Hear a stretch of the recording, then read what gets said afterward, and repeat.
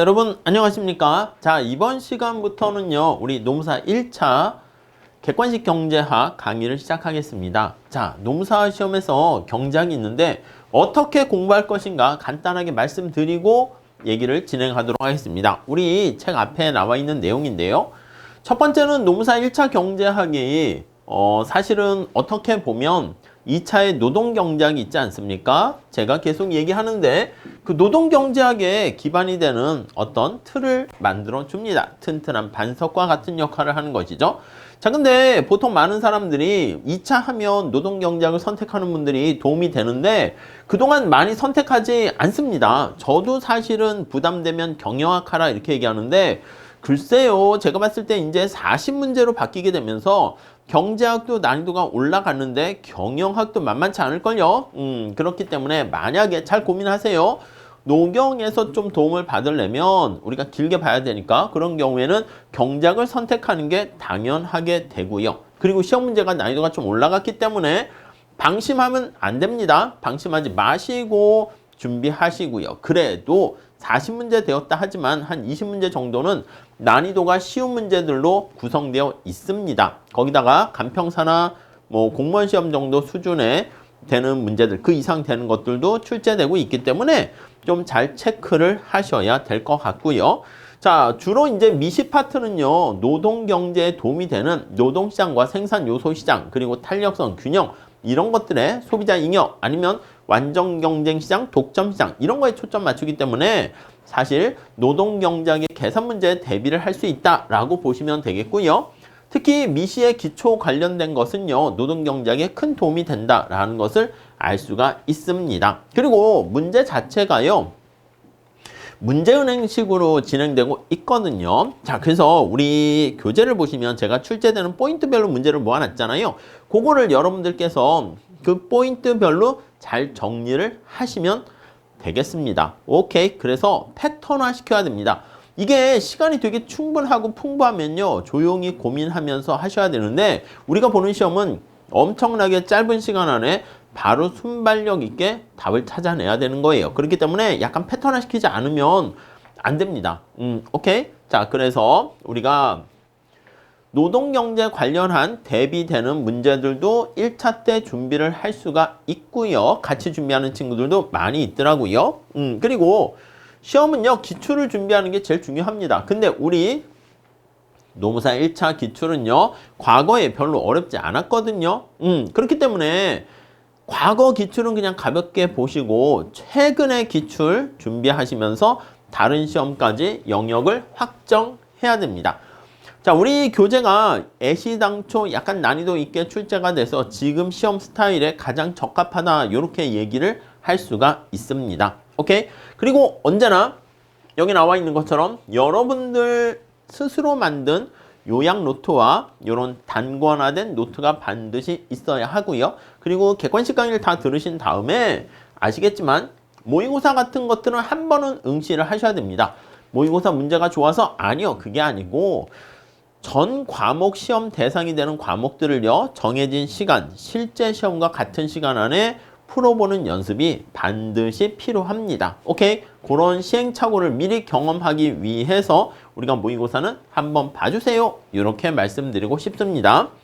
자, 이렇게 보시고요. 본격적으로 우리 들어가 보도록 할게요.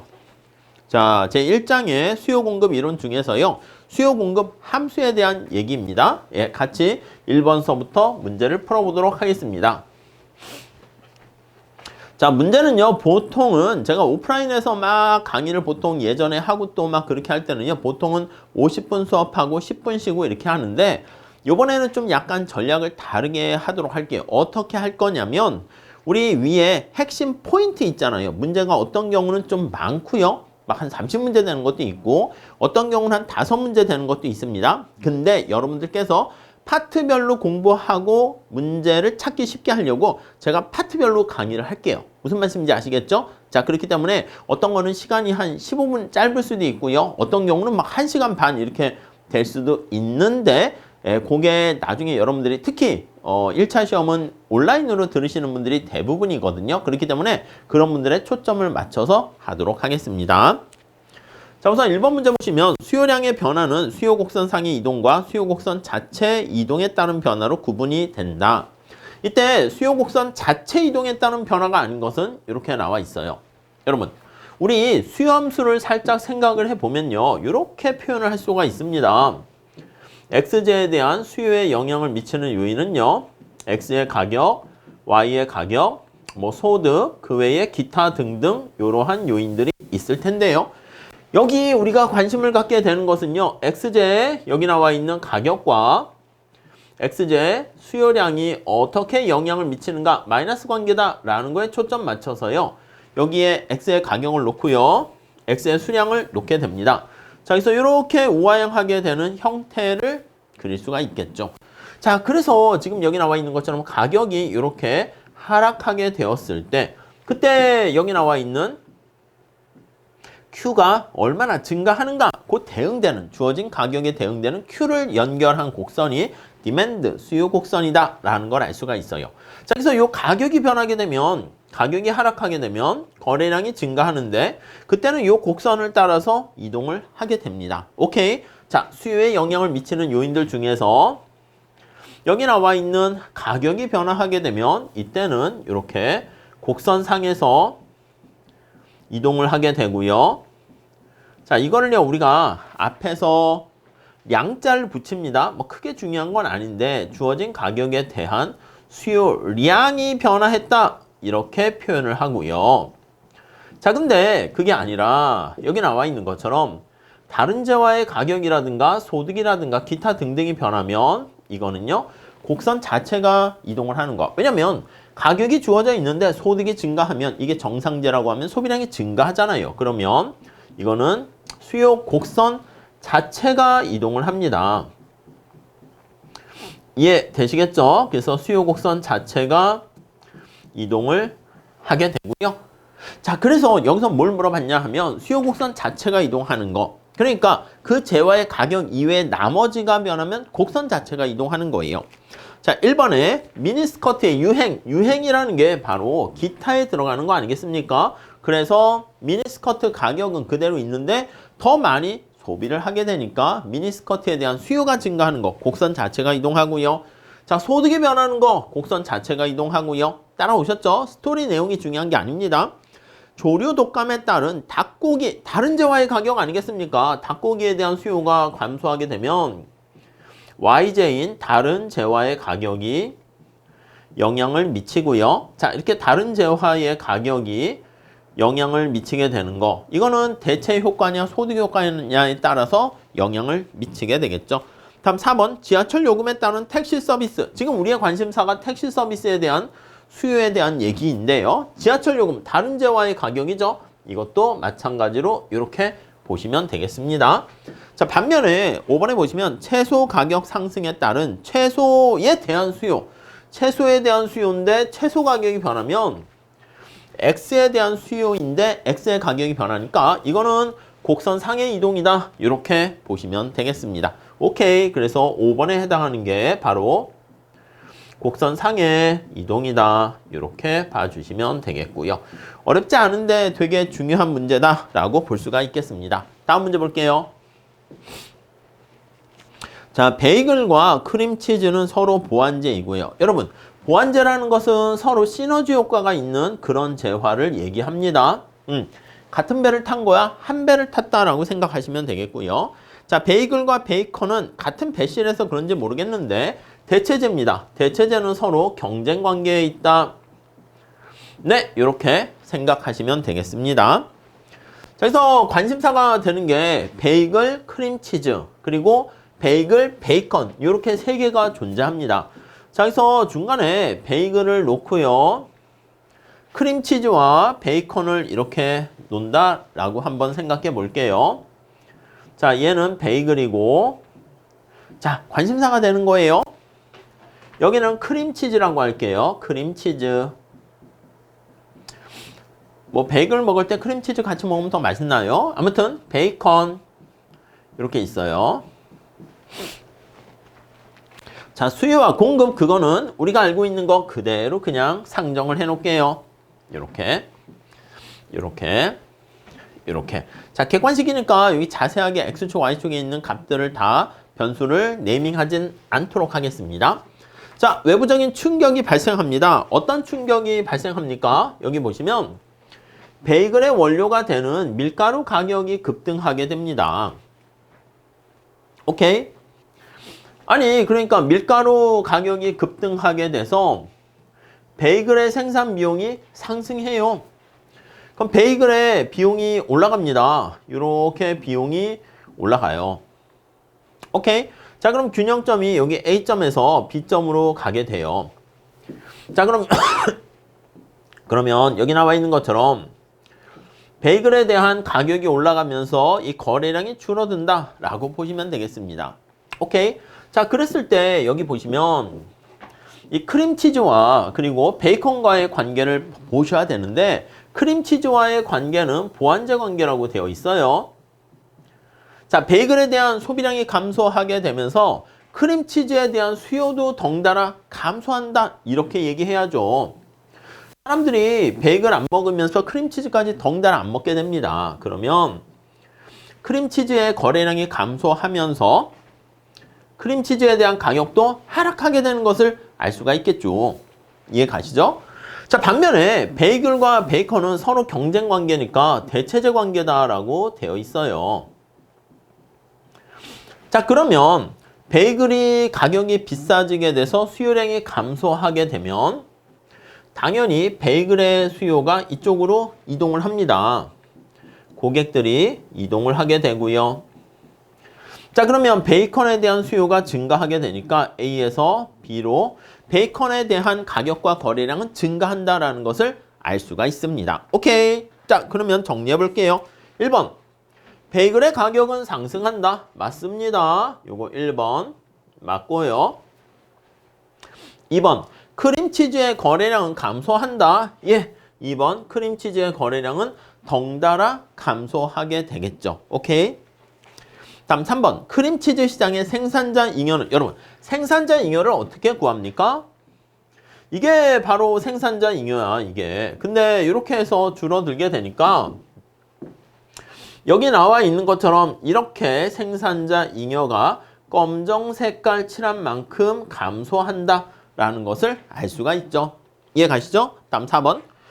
베이컨의 판매 수입은, 여러분, 판매 수입은 어떻게 표현할 수가 있어요? 우리 이건 뒤에 많이 얘기할 건데 판매 수입, 토탈 레버뉴 해가지고요. TR이라고 이렇게 쓸 거예요. 얼마짜리 몇 개 팔았니? 이게 바로 판매 수입이죠. 자, 그러면 베이컨 같은 경우는 판매 수입이 P 곱하기 Q니까 이렇게 직사각형의 면적으로 되어 있다가 자, 지금 나와 있는 것처럼 가격이 올라가고 거래량이 늘어나니까 이런 식으로 핑크 색깔로 판매 수입이 증가하는 거 알 수가 있습니다. 자, 그래서 여기다 표현하게 되면 이렇게 할까요? 여기 나와 있는 이 주황색 크기만큼 판매 수입이 증가한다라는 것을 알 수 있죠. 근데 이거를 그래프로 그리거나 그럴 필요까지는 없고요. 여기 보시면 가격이 올라가고요. 베이컨의 거래량도 증가합니다. 자, 그래서 여기 보시면 가격이 올라가고 거래량도 증가하고 그럼 판매 수입은 당연히 증가할 수밖에 없잖아요. 이해 가시죠? 가격이 올라갔는데 Q가 감소하거나 그러면 어느 게 더 많이 올라갔습니까? 그걸 봐야 되는데 이건 둘 다 올라갔기 때문에 당연히 증가한다. 이렇게 얘기해야 됩니다. 오케이. 자, 다음에 5번. 베이컨 시장의 총 잉여는, 여러분 베이컨 시장의 총 잉여는 어떻게 됩니까? 라고 하면요. 여기다 그냥 표현할게요. 이전에는 이게 바로 총 잉여야. 네, 색깔이 좀 지저분 합니까? 이렇게 소비자 잉여와 생산자 잉여를 합한 게 저 삼각형이 바로 총잉여 이렇게 얘기할 수 있는데 자, 지금 수요가 증가하게 되면서 전체적인 총잉여는 어떻게 됩니까? 라고 하면요. 이거야 이거 파란 색깔 이거 이렇게 이해 가시죠? 얼마나 추가적으로 증가했습니까? 파악할 수 있지 않겠습니까? 예, 여기 나와 있는 요만큼 더 위에 증가하게 된 것을 알 수가 있습니다. 자, 총잉여는 변함이 없는 게 아니라 증가한다 이렇게 표현을 해야 되겠죠. 오케이. 2번 간단하게 이렇게 정리하시면 되겠고요. 자, 다음 3번 문제 같이 한번 또 풀어보도록 하겠습니다. 자, X제는 열등제입니다.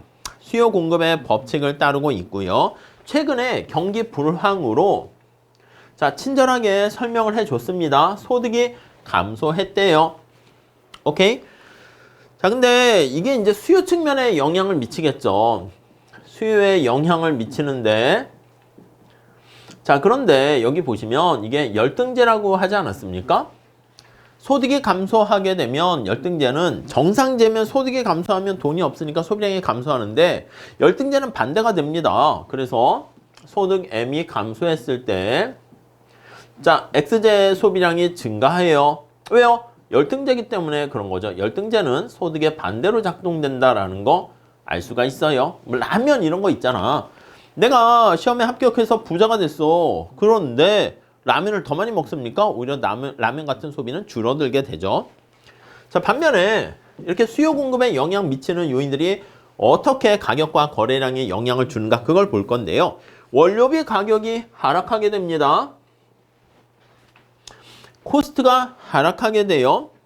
자, 그러다 보니까 XJ의 대체제인 YJ 가격이 내렸대. 자, 지금 원료비 가격이 XJ에 영향 미치는 게 아니라 YJ 가격이 내렸대. 자, 그럼 YJ 가격이 하락하게 되면 자, 사람들이 YJ에 대한 소비량이 증가합니다. 자, 대체제니까 X에 대한 소비량은 감소합니다. 이거를 알 수가 있네요. 오케이.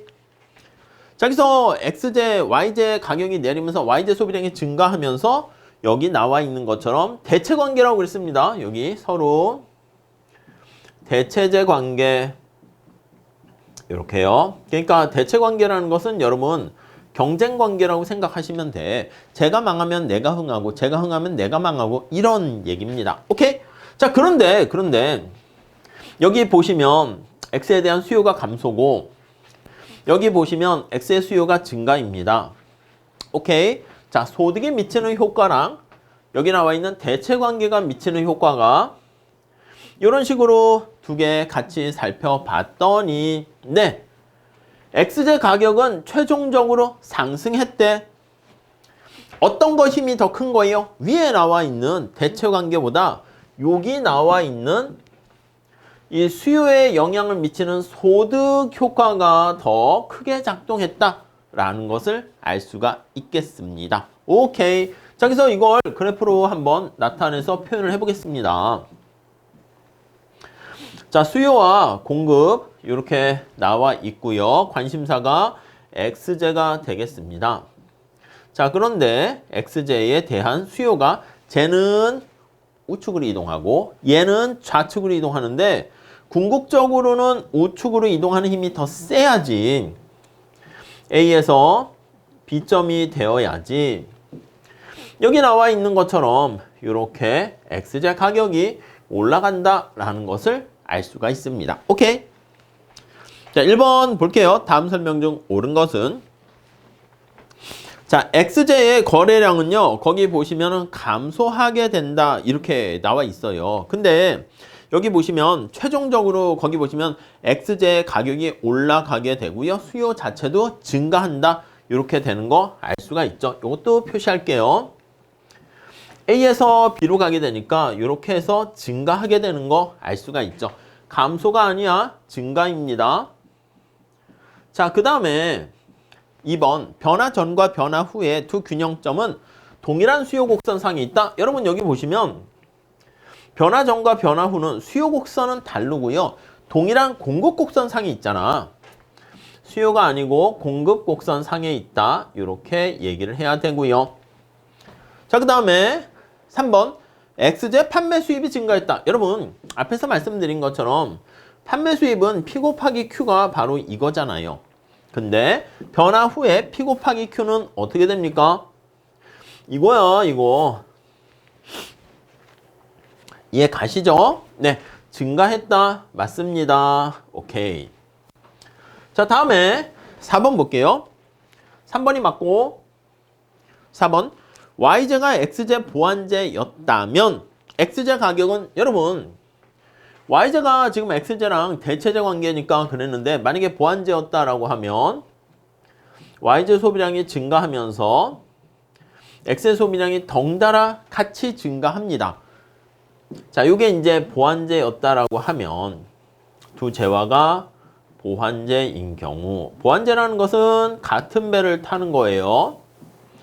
그래서 이렇게 보완제인 경우는 같이 증가하게 되고요. 이 경우는 대체 관계고. 오케이? 자, 그러면 이게 수요 곡선이 더 밖으로 가게 되지 않겠습니까? 오히려 이게 보완제인 경우에는 더 가게 되니까 여기 보시면 4번에 x제 가격은 하락했을 것이다가 아니라 더 상승했을 것이다. 이렇게 얘기해야죠. 오케이.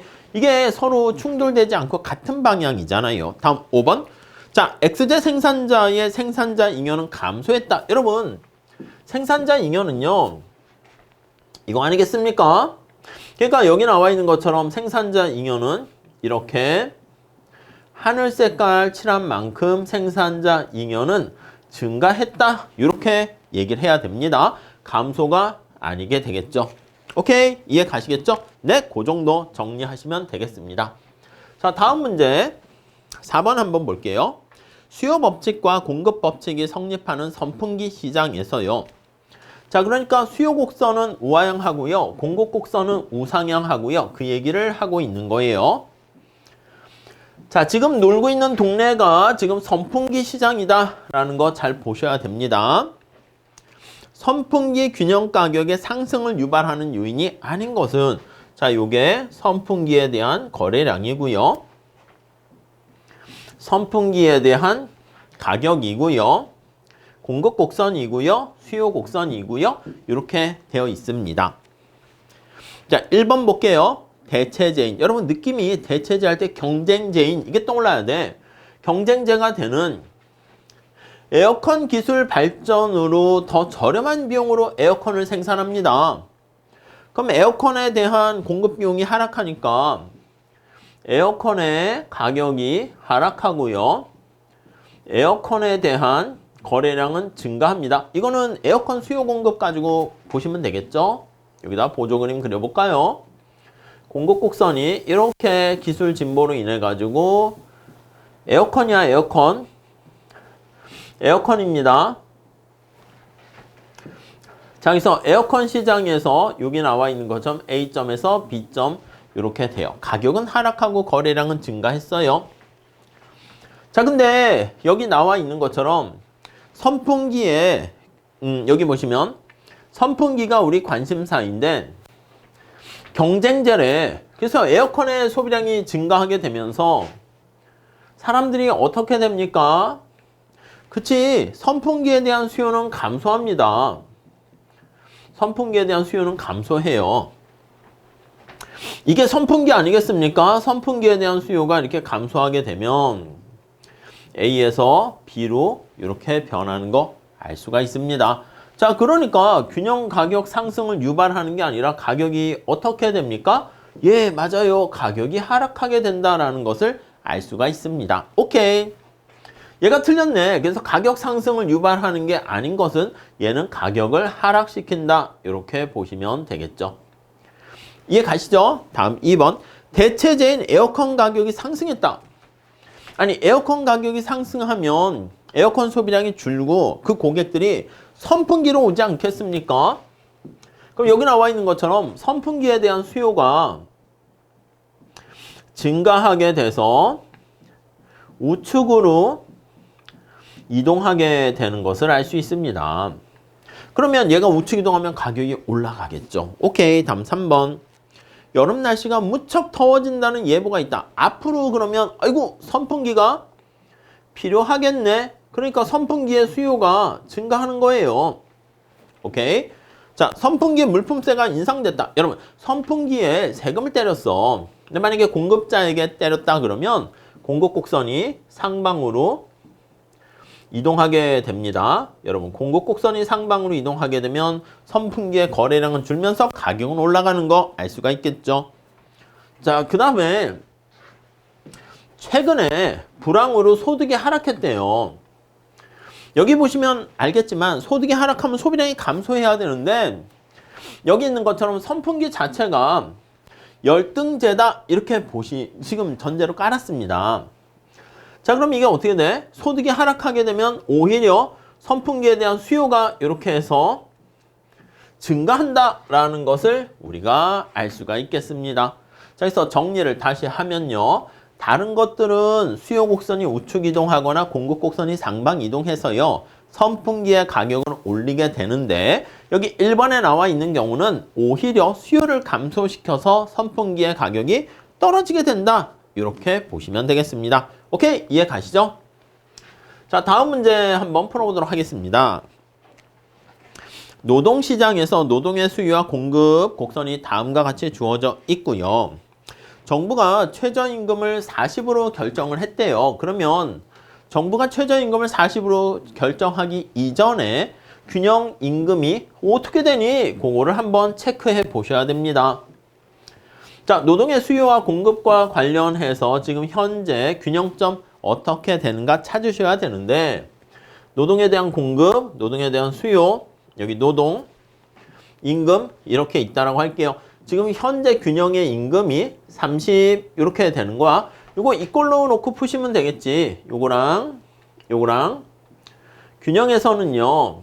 수요와 공급량이 같게 되겠죠. 그래서 균형에서는 주어진 임금 하에서 노동의 수요량과 노동의 공급량이 같아요. 이므로 네, 요거를 푸시면 되겠죠. 그럼 3W는 20 전리 넘어가니까 90 이렇게 돼서 W는 30 이렇게 됩니다. 자, 그럼 30을 저기다 집어넣으면 고용은 이렇게 40 이렇게 되고 있어요. 오케이, 이해 가시죠? 자, 근데 지금 어떤 거냐면 정부가 이렇게 40에 임금을 설정했어요. 40에 임금을 설정했어요. 자, 그러면 고용량은 어떻게 되겠습니까? 하면 임금을 인위적으로 올리게 되니까 원래 균형점이 A였는데 일을 하겠다는 사람은 이렇게 증가해요. 와, 임금이 올라갔구나 이렇게요. 근데 노동을 채용하려고 하는 일자리가요 줄어드는 거야. 이렇게. 자, 그러니까 이 40을요 여기 나와 있는 것처럼 B라고 할게요. 디맨드 곡선에다가 대입을 해서 푸시면 되겠죠. 그래서 40을 요 수요 곡선에다가 집어넣게 되면 그때 고용량은 30 이렇게 되는 거 알 수가 있습니다. 간단하죠. 그래서 답은 30 이렇게 정리하시면 되겠고요. 자, 이렇게 보시면 되겠습니다. 자, 우리가 여기서 먼저 간단한 수요 공급에 대한 얘기를 했고요. 외부적인 충격이 발생했을 때 수요 곡선에 영향을 미치냐 아니면 공급 곡선에 영향을 미치냐 그걸 잘 보시고요. 그래서 균형 가격이 올라갈지 내려갈지 그래서 소비자 잉여 생산자 잉여가 어떻게 될지 그런 것들 보는 건데 약간 문제가 섞여 있는 것도 있어요. 난이도가 좀 있긴 한 것도 있는데 뒤에 다시 또 뭐 소비자 잉여라든가 생산자 잉여라든가 조세를 부과했을 때 미치는 효과 이런 것들은 다시 우리가 뒤에서 문제에서 살펴볼 겁니다. 자, 우선은 이렇게 하시고요. 앞에서 말씀드린 것처럼 포인트별로 제가 수업을 할 테니까 여러분들께서는 약간 그 포인트별로 보신 다음에 정리를 하고 다음 강의로 넘어가셔야 됩니다. 아시겠죠? 자, 이렇게 하시고 다음 시간에 이어서 같이 공부하도록 하겠습니다. 감사합니다.